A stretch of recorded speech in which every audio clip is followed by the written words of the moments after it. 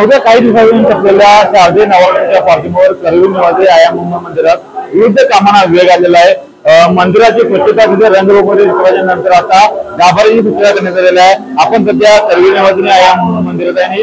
ही सगळी गाभारी स्वच्छता सुरू आहे। त्यामुळे आया अंबाबाईच्या मुख्य मूर्ती दर्शन जे आहे ते आज दिवसभर बंद राहणार आहे। खरं तर शारदीय नवरात्रोत्सव मोठ्या दिमाखात मोठ्या उत्साहात लाखो भाविकांच्या उपस्थितीत आया अंबाबाईला पार पडत असतो।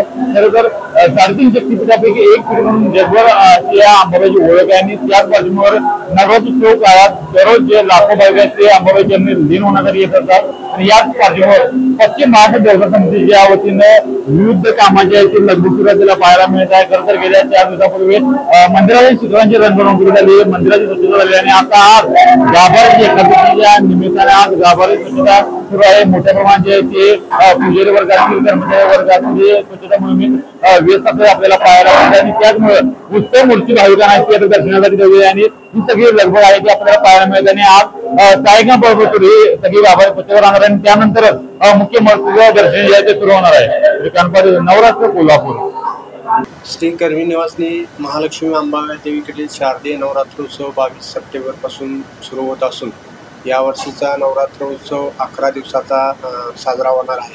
त्यामुळे 11 दिवसाच्या येणाऱ्या भाविकांच्या संख्येचा विचार करता देवस्थान समितीने यावर्षी शेतकरी संघाची इमारत दर्शन